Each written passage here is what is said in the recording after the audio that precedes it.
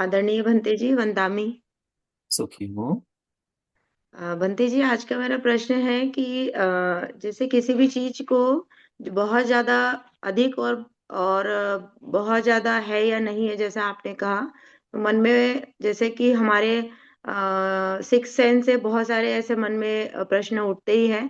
पर यहाँ पर मैं एक प्रश्न सिर्फ कर्म के लिए पूछना चाहूंगी कि जब हम बहुत श्रद्धा से अपने शीलों का पालन करते हैं, लेकिन फिर भी हम कहीं ना कहीं हमारा मन डरता है कि अगर हम ऐसा कर्म करेंगे या बुरा कर्म करेंगे तो उसका फल हमें में कुछ और मिलेगा या बुरा मिलेगा, या हम हमेशा अच्छा कर्म करेंगे तो उसका फल हमें अच्छा मिलेगा।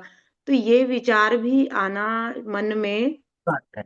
हाँ। अच्छी अच्छी बात है। इसको भगवान ने क्या कहा है? हीरी ओतप्प। हीरी ओतप्प धर्म का भाग है। कैसा?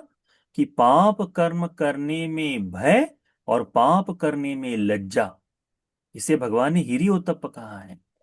और ये बड़ा आवश्यक है। ये अच्छी बात है। क्योंकि यदि इस लोक में आज इस जीवन में ऐसा है, तो इस संसार इसका संस्कार यदि बना ही लिए कि भाई मुझे पाप कर्म करने में डर लगता है, किसी के कहने के कारण नहीं, पर पाप कर्म करने में डर लगता है, पाप के बारे में सोचने के बारे में मुझे डर लगता है, तो वो व्यक्ति स्वभावतः उस पाप कर्म करने से दूर होते जाएगा। तो वो कैसे लोग ऐसे बनाएगा अपने आसपास जो पाप कर्म न करे या उसे प्रेरित न करे। वो उसकी जीवन की चर्या उस तरह से होगी।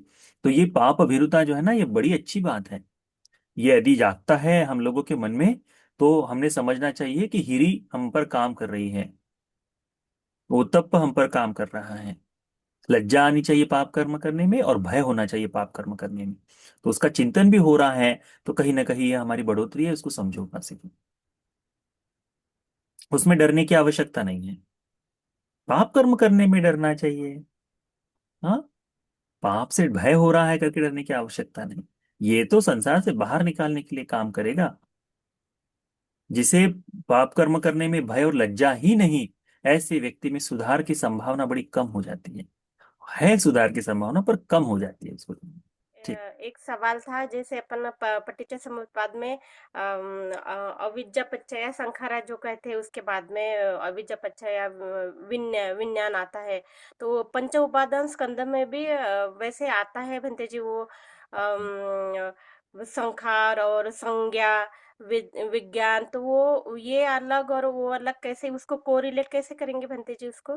हाँ, वह कैसे पांच उपादान स्कंधों में है, उनका उत्पत्ति का क्रम अलग है। यानी जो जब हम देखते हैं तो है तो समान ही, हाँ परंतु हाँ। वो काम जिस तरह से करती है उसे ही उतना अलग माना गया है, अन्यथा नहीं। ठीक है। पर जैसे अभी इसमें अविद्या से संस्कार, संस्कार से विज्ञान बताया है। अब उसमें नाम रूप इस शरीर के होने से, इसके कारण से, है ना, अ, रूप, वेदना, संज्ञा और संस्कार बताया गया है। रूप है, उसमें वेदनाएं उत्पन्न हुई, संज्ञा है, संस्कार हुए, और फिर वहां से विज्ञान उत्पन्न हुआ। ठीक है। वो विज्ञान भी क्या करता है? इसी दुख का कारण बनता है। तो विज्ञान कहते समय उसे दोनों ही जगह समान स्वरूप में देख सकते हो। उसी की क्रिया जो है, ये इस तरह से भी पढ़ सकते हो। कौन सी? कि अच्छा विज्ञान हुआ तो विज्ञान से फिर पुनः नाम रूप आदि का संचय। परंतु अभी हम इस शरीर को देख रहे हैं, तत्काल तत्काल में नाम रूप तो दिखाई नहीं दे रहा ना, है कि नहीं?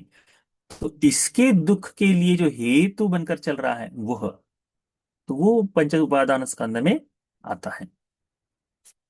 इसको जी देखेंगे अभी, और एक दो सूत्र है तो इसके बारे में और कई विस्तार है, तो उसके बारे में और चर्चा करते हैं। ठीक है।